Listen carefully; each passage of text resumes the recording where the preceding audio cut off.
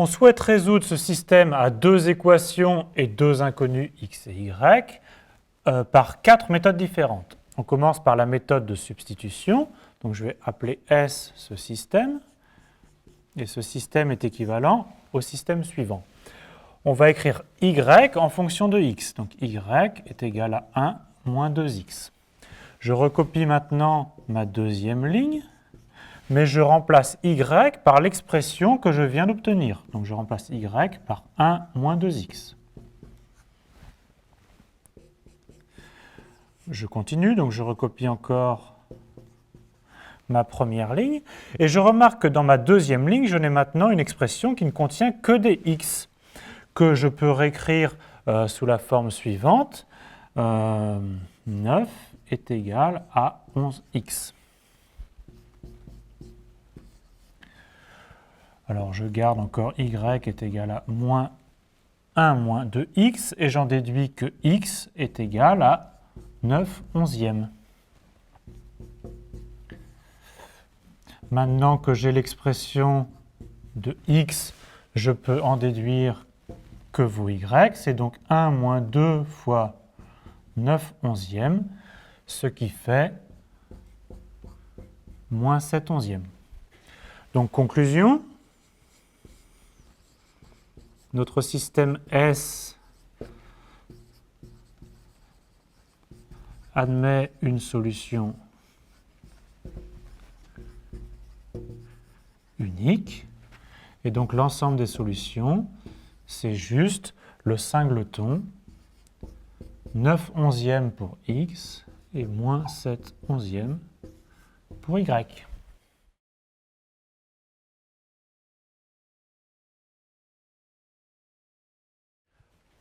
Deuxième méthode pour ce même système, la méthode du pivot de Gauss. Donc dans la méthode du pivot de Gauss, on conserve la première ligne et on cherche à simplifier les lignes suivantes. Donc ici la deuxième. Alors on souhaite faire disparaître le coefficient x qui est dans cette seconde ligne. Donc comment est-ce qu'on va faire disparaître ce coefficient x? On va transformer notre deuxième ligne. Donc on va multiplier par 2 cette deuxième ligne pour obtenir 6x, et il faut à ce moment-là retirer moins 3 fois, retirer 3 fois la première ligne. Donc on fait 2 fois la ligne L2 et on retire 3 fois la ligne L1. Donc faisons les calculs. Qu'est-ce qui se passe? 2 fois 3x, ça fait 6x, moins 3 fois 2x, ça fait 0. Donc ici, il n'y a pas de coefficient x. Pour y, 2 fois 7y, ça fait 14y, moins 3y, ce qui fait 11y. Et pour les coefficients, 2 fois moins 2, moins 4, moins 3, ça fait moins 7. Donc on a une ligne qui est maintenant, une deuxième ligne qui est très simple. Donc on en déduit que y, c'est moins 7 onzièmes. Et maintenant, on en déduit que x, c'est 1 moins y sur 2, mais on a la valeur de y, et donc on en déduit que x est égal à 9 onzièmes.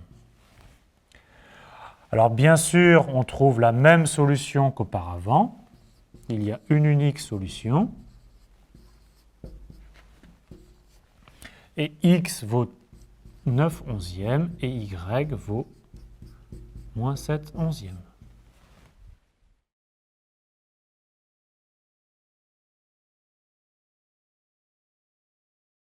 Troisième méthode avec l'inverse d'une matrice. Alors en fait, un système linéaire peut s'écrire en termes d'un système matriciel sous la forme AX est égal à Y, où A est ici la matrice formée de 2, 3, 1, 7. X, c'est le vecteur formé des inconnus x et y. Et grand Y, c'est le second membre, 1, moins 2. 1, moins 2. Alors maintenant, si la matrice A est inversible,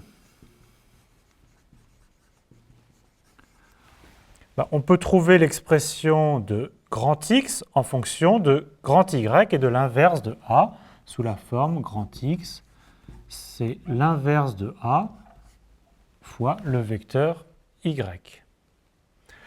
Alors, je vous rappelle que si on a A, une matrice de 2 de la forme A, B, C, D, comment est-ce qu'on calcule son inverse? On commence par diviser par le déterminant AD moins BC. Alors, bien sûr, pour cela, il faut que le déterminant soit non nul.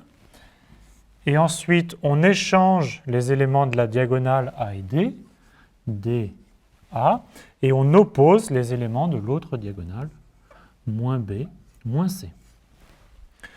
Donc, ce qui nous donne ici, alors on commence par calculer le déterminant, 2 fois 7 moins 3, ce qui fait 11. Le déterminant est bien non nul.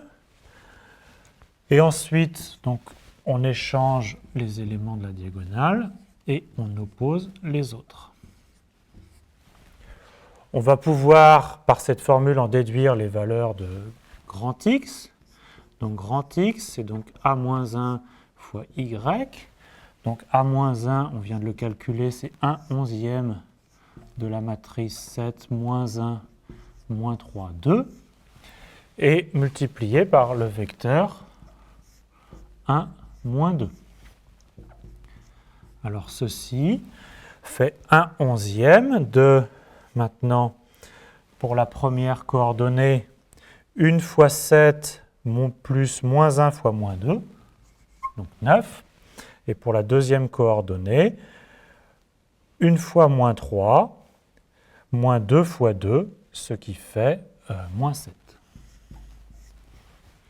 Et donc, on trouve évidemment une solution unique, qui est bien sûr, encore une fois, 9/11e moins 7/11e, la même qu'auparavant.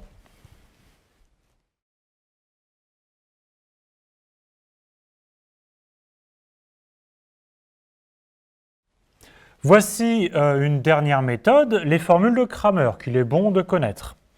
Alors, si on a un système à 2 équations et 2 inconnus x et y, il y a une formule qui donne directement les expressions de x et de y en fonction des coefficients a, b, c, d et du second membre e et f. Alors, ces solutions sont les suivantes.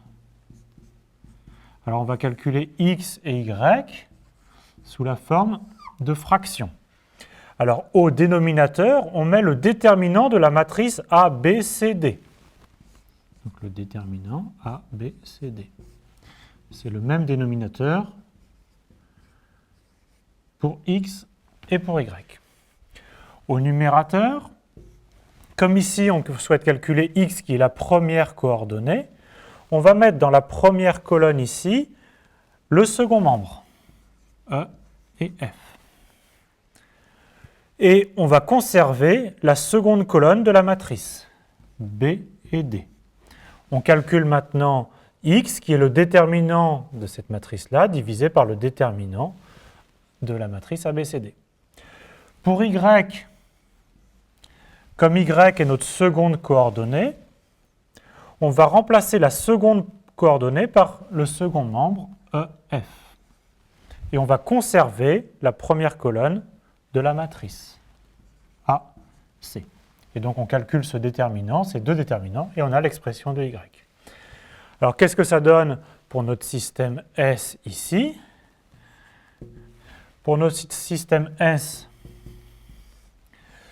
le déterminant de la matrice, donc notre matrice c'est 2, 3, 1, 7. Même chose pour Y. Et au numérateur, donc on a dit que pour X, la première colonne, c'est le second membre. Et la seconde colonne, c'est notre seconde colonne de la matrice. Et pour Y, c'est le contraire. La seconde colonne, c'est bien le second membre. Et on conserve la première colonne de la matrice. Il ne reste plus qu'à faire les calculs de déterminants. On a en fait déjà calculé le déterminant de la matrice ABCD, c'était 11. Et maintenant, il faut calculer le déterminant ici, 1 fois 7 moins 2, ce qui fait 9. Et ici, 2 fois -2, moins 3, ce qui fait bien moins 7. Et bien évidemment, on retrouve la même solution qu'auparavant.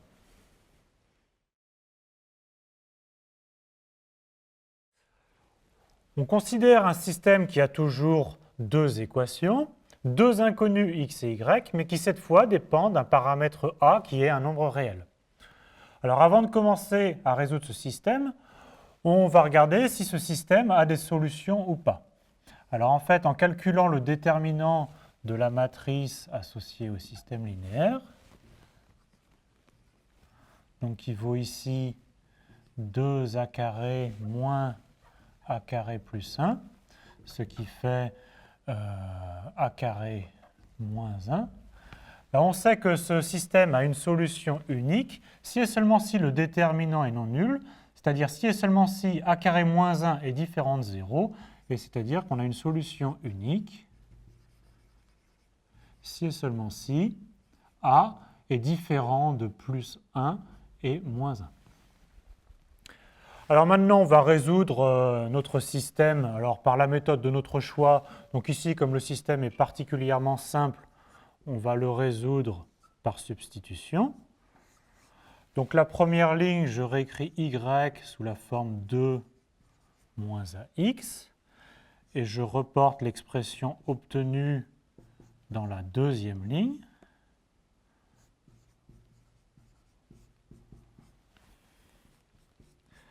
Ma seconde ligne est maintenant une expression qui dépend uniquement de x, a étant un paramètre. Donc je vais exprimer x. Après calcul, on trouve que x s'écrit 4a moins 1 sur a carré moins 1. Alors on discutera après de ce qui se passe. Et maintenant, y c'est 2 moins ax. Et donc je remplace x par ce que je viens de trouver. Et je réduis au même dénominateur pour trouver que y, c'est moins 2a carré plus a moins 2 divisé par a carré moins 1. Alors bien sûr, cette équivalence n'est valable que si mon dénominateur est non nul, c'est-à-dire que a est différent de plus 1 ou moins 1. Et ce n'est pas du tout un hasard, on avait déjà discuté de ce cas-là. Donc maintenant, on peut discuter des solutions du système. Alors, premier cas, donc le cas général, c'est que a est différent de plus 1 et moins 1. Alors, on vient de montrer qu'il y a une solution unique et on l'a calculée. Donc cette solution, c'est donc pour x, c'est 4a moins 1 sur a carré moins 1 et pour y, moins 2a carré plus a moins 2 sur a carré moins 1. Mais maintenant, il faut s'occuper des cas particuliers. Alors, on va commencer par le cas où a est égal à plus 1. En fait, on va repartir tout simplement de notre système initial en remplaçant a par 1. Alors, le système devient x plus y est égal à 2 et 2x plus 2y est égal à 1. Alors, la première ligne, je la conserve, x plus y est égal à 2, et la deuxième ligne, je peux l'écrire sous la forme x plus y est égal à 1 demi. Et bien sûr, ces deux équations sont incompatibles, et donc il n'y a aucune solution. Autrement dit, l'ensemble des solutions est l'ensemble vide. Alors, il faut faire la même chose avec le cas a est égal à moins 1. Et alors, je vous laisse l'écrire, mais le cas a égale moins 1, vous réécrivez le système, et on obtient encore deux équations incompatibles, et donc l'ensemble des solutions est encore l'ensemble vide.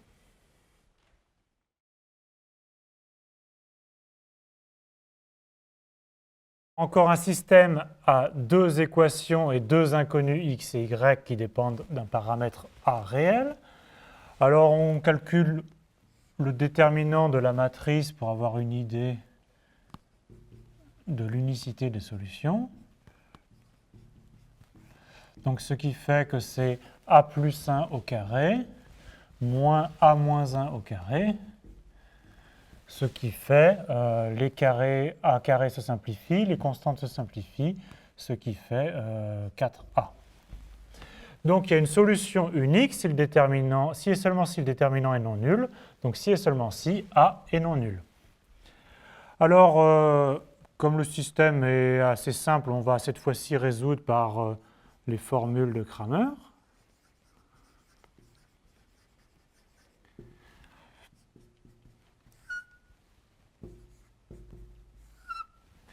Donc x se calcule en mettant au dénominateur le déterminant de la matrice, mais ça tombe bien, on l'a déjà calculé. Donc c'est le déterminant a plus 1, a moins 1, a moins 1, a plus 1. Donc on divise par 4a. Y, c'est la même chose, donc on divise par le déterminant qui vaut 4a. Et le déterminant qu'on doit calculer au numérateur, comme x est la première coordonnée, on change la première colonne par le second membre et on conserve la seconde colonne de notre matrice.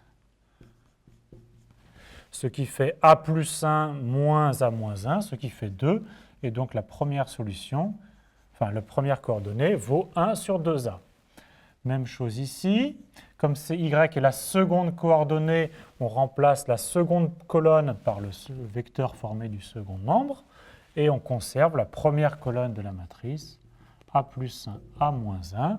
On calcule ce déterminant, ce qui fait encore une fois 2, donc divisé par 4a, ce qui fait 1 sur 2a. Alors bien sûr, on a le droit de faire ça si et seulement si a est non nul, si et seulement si le déterminant est non nul. Donc on peut maintenant discuter des solutions. Donc si a est différent de 0, on a une solution unique. Donc l'ensemble des solutions, c'est juste le singleton 1 sur 2a, 1 sur 2a. Et alors si a est égal à 0, il faut repartir de notre système S qui s'écrit juste sous la forme x moins y est égal à 1 et moins x plus y est égal à 1. Autrement dit, x moins y est égal à moins 1, sachant que x moins y doit aussi être égal à plus 1. Et donc ces deux lignes c'est un système incompatible et donc il n'y a pas de solution.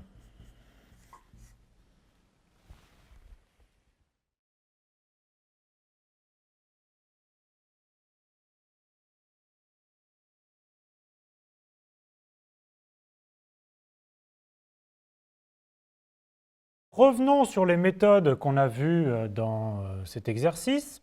Alors tout d'abord la méthode de substitution qui marche essentiellement pour les systèmes très simples, par exemple à deux équations ou deux inconnues, ou qui ont déjà été rendus simples par une autre méthode. La deuxième méthode, qui sera la méthode la plus utilisée, c'est la méthode du pivot de Gauss, sur laquelle on reviendra dans d'autres vidéos.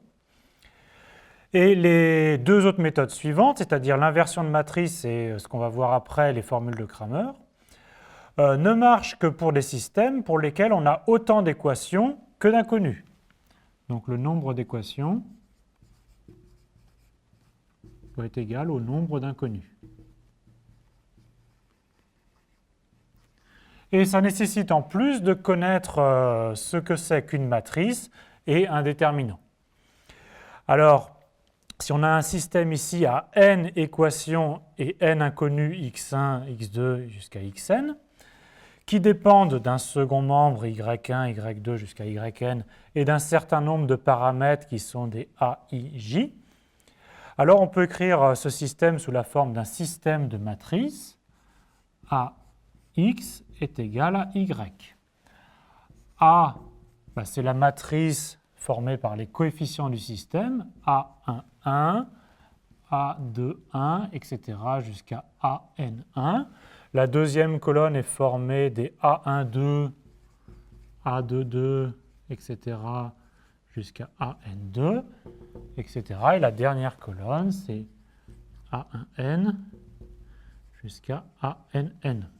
C'est donc une matrice qui a n lignes et n colonnes. X, c'est le vecteur formé des inconnus x1, x2 jusqu'à xn. Et donc, en tant que matrice, c'est une matrice avec n lignes et une seule colonne. Et y, qui est le second membre, et le vecteur formé par le second membre, est aussi une matrice à n lignes et une seule colonne. Alors maintenant, si on sait que A est inversible, et si on sait calculer l'inverse, alors on peut obtenir l'expression de grand X en fonction de l'inverse de A et de Y. Donc grand X, c'est A-1 Y. Alors notez que dans la pratique, inverser une matrice ou faire le pivot de Gauss, ce sont en fait deux choses qui sont équivalentes.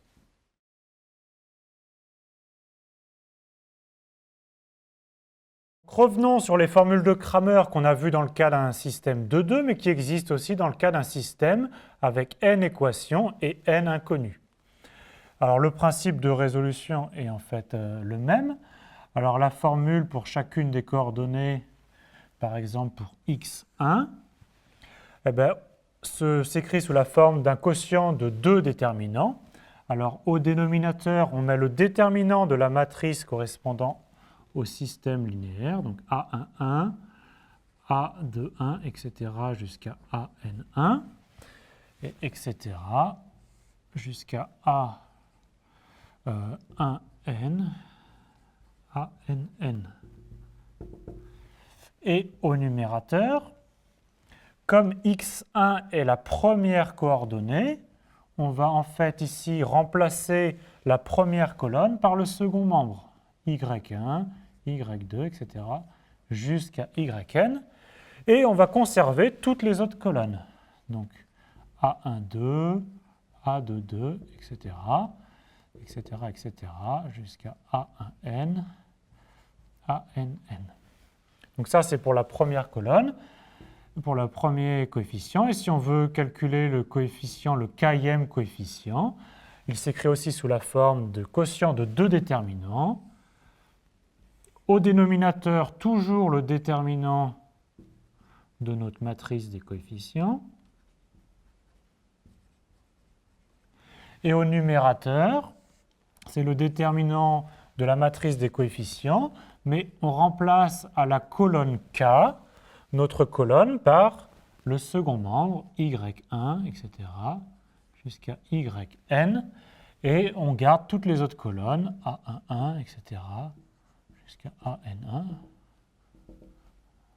etc., A1N jusqu'à ANN. Alors dans la pratique, calculer des déterminants, c'est quand même des choses assez compliquées et ça a surtout un intérêt théorique. Alors par exemple, je vous donne un exemple d'application. Supposons que les coefficients a et j soient des nombres rationnels. Donc ceci pour tout i et j. Et supposons aussi que notre second membre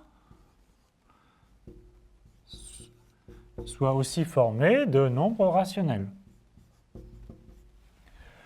Alors nos formules nous disent que c'est le quotient de deux déterminants de matrice rationnelle, donc c'est un quotient d'un rationnel par un rationnel, et on en déduit que toutes les coordonnées des solutions sont aussi des rationnels.